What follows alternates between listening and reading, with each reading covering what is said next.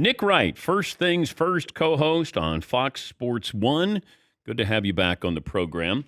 Seton, would you give Nick the poll question? We had who is in better shape from the teams that just got knocked out? The Suns, Knicks, Warriors, or Sixers? Going forward next season, who's in better shape? Oh, wow. What a great question. That must not have been a Dan Patrick original. Happy birthday, by the way. The Knicks Because is the answer. They have flexibility.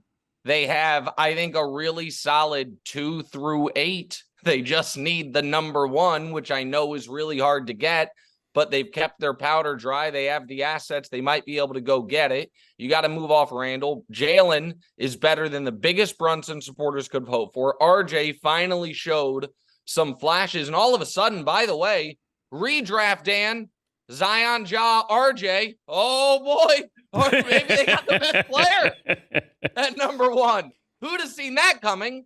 I've loved Quentin Grimes since he and my son played together in Summer Bowl in Houston. He was a clear pro when he was 14 years old. I like IQ. They got to re-sign Hart. You got to find the one, but ones could come available. Like, I don't know. Do you think Kevin Durant's career's ending in Phoenix? I don't. Joel Embiid could get antsy in Philly. Giannis, who knows? Like, so I think it's the Knicks. I think the team in the worst shape is, gosh, that's hard. I think they're all in rough shape, Dan. I think the Warriors have nowhere to go. I think the Sixers, they're going to lose Harden for nothing, probably. That's not a dire loss. But listen, you know how much I love Embiid. Guy's got to have one great playoff run in him. He hasn't had it yet. And then the Suns, talk about new owner syndrome. I mean, that guy is just out of his mind. And they have no, Booker. They're probably in the second best spot because they have Booker. But Durant's 35. Or he's not 35. I apologize. Steph's 35. Durant's, I think, 34. But Durant's played 11 minutes post round 2 in the last 5 years. It's not great. And so there's just I think it's the Knicks, believe it or not. I actually think it's the Knicks. Yeah, but to try to get that one is going to cost you a lot of the players you were telling me about to try to get that one to go to the Knicks. And today's player doesn't really care about Madison Square Garden the way, we used to think about Madison Square Garden. Durant and Kyrie didn't even think about going there. I don't know if it has that magic there that they say that, what would it cost for Giannis to go there or Joel Embiid to go there?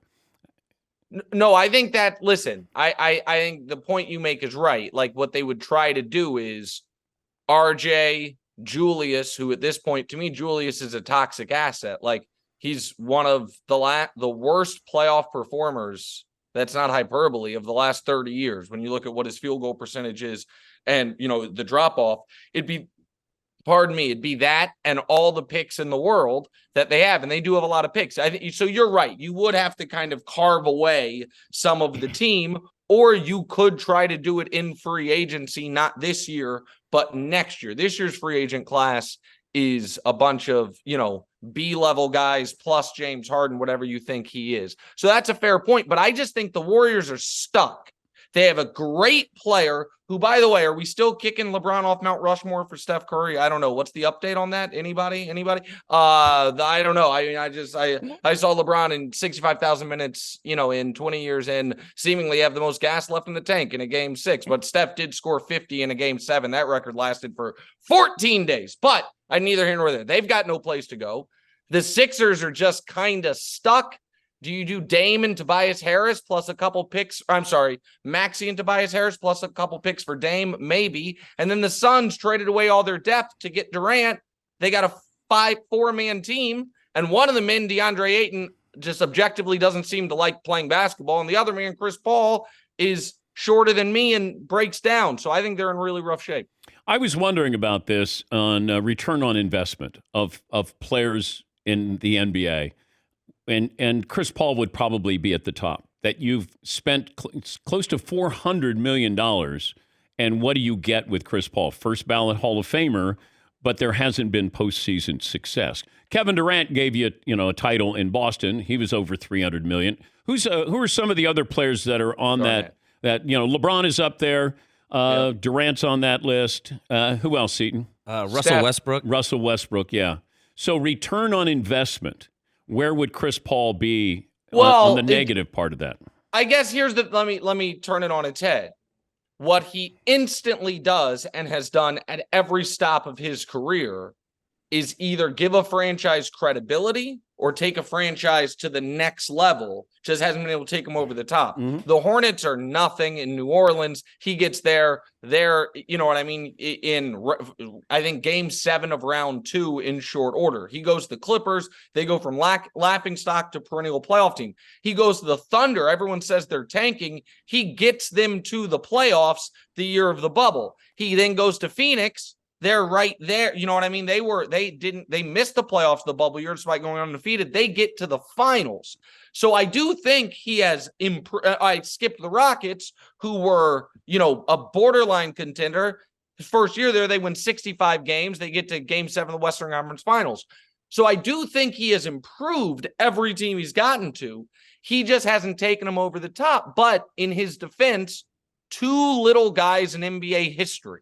In the history of the league, 2 small players have been the best player on champions. The eternally underrated Isaiah Thomas and Steph Curry, who might at this point be a touch overrated. I'm not saying he is. I'm just saying How can you say he's overrated? Well, I don't know. I had to listen that he might be better than Magic. I had to listen that he's no doubt, top 10. Who are you listening to? And maybe you need to get a better group of friends. There's a lot of talk, Dan. It's a lot of talk on television and the interwebs, the radio. I heard everybody's got a hot take. That's all they're trying to do. I heard people say if Steph wins this series, he might, have replaced LeBron on Mount Rushmore. No, I heard it. That's crazy. Yeah, I heard it. That's crazy. Listen. That's crazy. But Steph, by the way, has now played LeBron in the playoffs in 5 series, 6 if we include the play-in game, and he is 0-for-5 on outplaying him. 0-for-5.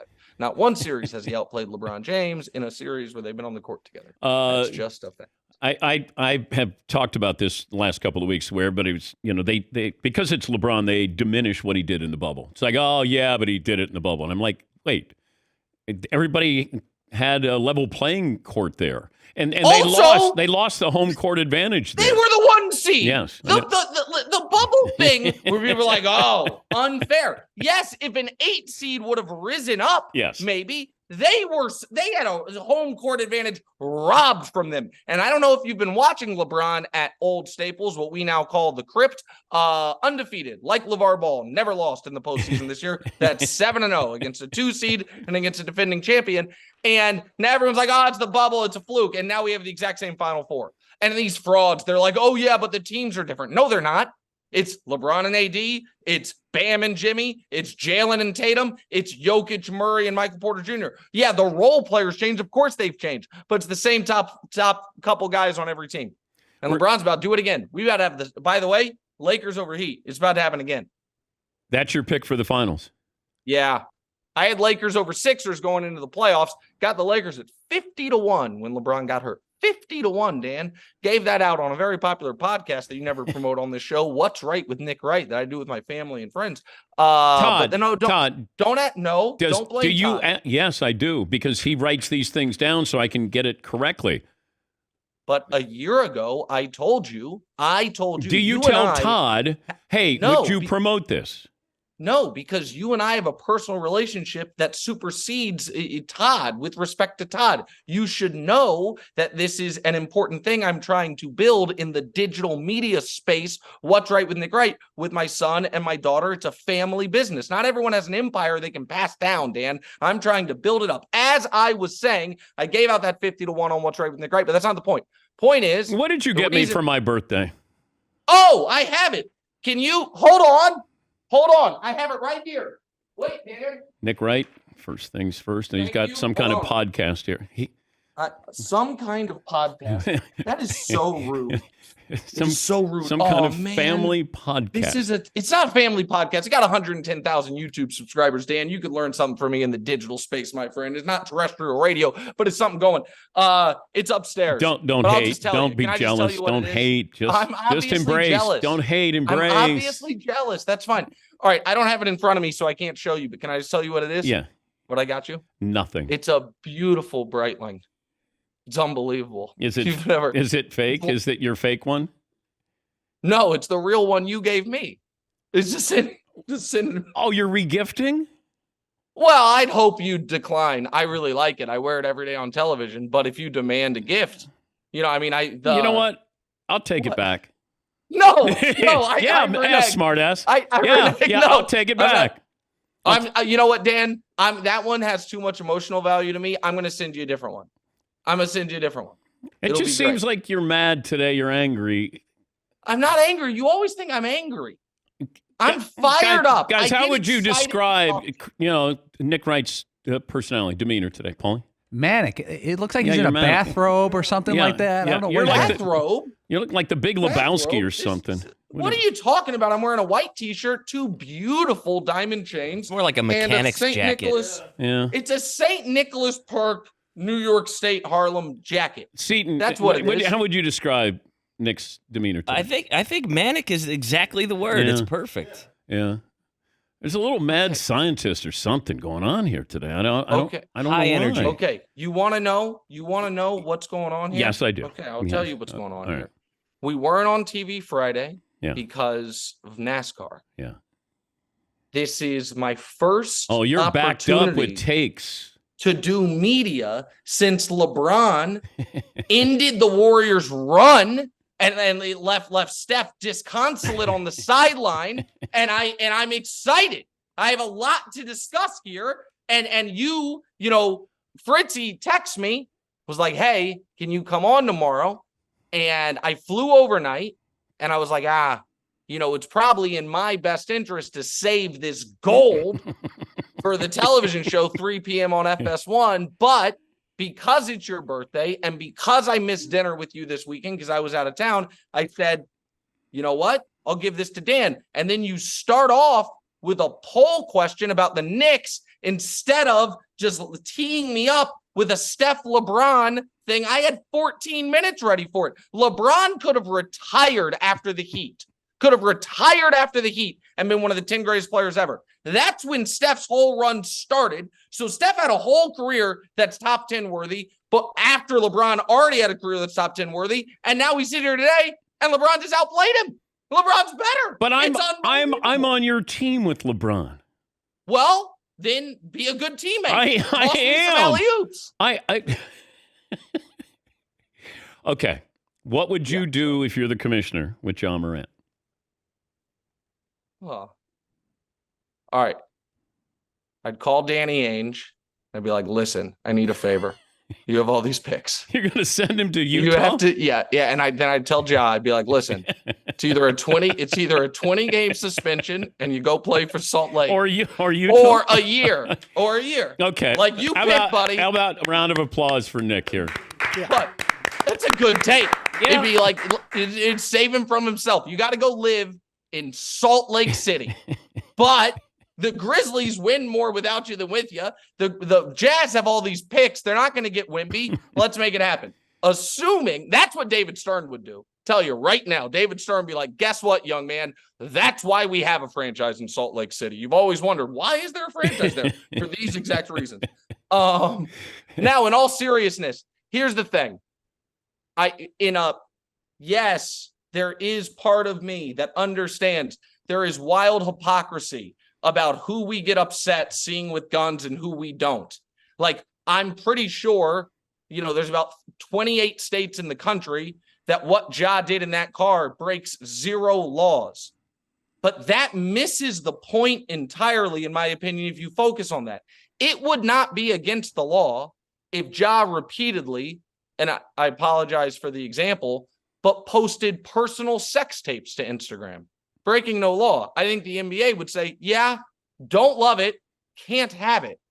And here's the other reason that I think Ja should be in massive trouble. They gave him a total pass, not on the shotgun Willie's gun thing, but on the thing with the Pacers team bus. Remember? They were like, we couldn't prove if the laser pointer was attached to a gun. Like somebody has a laser pointer, like it's 1998 and you're trying to blind a pilot in the air like idiot kids used to. Nobody carries those around anymore. I now feel very confident. Like, well, you've had 5 other incidents involving firearms. That means either Ja himself or Ja was in a car with someone who was pointing a pistol at other NBA players. Like, I now feel confident that's what happened. So I think he's got to be in a ton of trouble. And it is shocking to me that he could see he missed out on $39 million because of the first thing. Because he would have been all NBA. That contract is baked in $39 million. And then he does it again. And his buddy who he's with, who is the buddy who has been banned from the Grizzlies arena, so that buddy has made some bad choices, is the one that has the common sense to, as soon as he sees the gun, put the phone down. Like, oh, crap, what are we doing? So I don't know, man. It's a bad situation. It's a bad situation. And I wonder how different it would be for David Stern as opposed to Adam Silver. Completely different demeanor with those two. And this makes Adam Silver look bad because of what happened the last time. He got lied to. Now what do you do? Now suspending for 20 games. Does that matter? I think it'd be harsher than that. It is a shame because NBA players have gone from jailblazers, malice at the palace, some of the unfair stuff that was thrown at Iverson, to, I think, the models for American pro athletes. They are, really, remember 25 years ago, the horrible Sports Illustrated cover, Where's Daddy? And it was a little black boy, and it was talking about the absentee fathers in the NBA. Now it's almost a problem that so many players bring their kids to press conferences. Like, it's almost a workplace vibe. But it's super involved parents. Some of the most charitable group of rich guys in the world are NBA guys, businessmen involved in the tech space, startups, all of it. And now I feel like this is much like we've talked about how Tiger or LeBron have raised the economics for everyone, right? This is not the same degree, but there's a degree of things like this lower the economics for everybody. Nobody wins from this, and I don't get it. Now, I'm not a gun guy, I admittedly, but I just don't get it at all. It's great to talk to you. You know what? And I got to tell you, that's my birthday present to you right there. I start you with a great Jazz Danny Ainge Salt Lake City joke, and I end with the most cogent 4 minutes on the Ja Morant situation you're going to find anywhere in media. That's better than a Breitling. That right there is probably worth $15,000 in radio sales. Right there. Flip it. Send it to the Marconi. You had 4 good minutes out of 15. Oh, give me a break. That's like a James Harden. No. Oh, I'm 4 for 15. Yeah. I was more like a LeBron, 10 for 14, super efficient, 9 rebounds, 9 assists, while outplaying the one everyone says is going to take, the other Mount Rushmore. Not everybody said it. We stopped. Enough people said it. Oh, Some people were saying. Take a deep breath. Just relax a little bit. Save some juice for later on today on that popular show, First Things First. I have a bunch of Fridays off during the summer. I hope to be invited in studio to spend one with you. Oh, okay. How about that? All right. Okay. Yeah. If you can do it, but I'll just do or it. Dinner, Yeah. I know. Listen, we're way past your break. Yes, we are. Yes, we are. We'll do both. I'll talk to you later. I love you. Okay. All right. Okay. That's Nick Wright. Okay. We're back after this.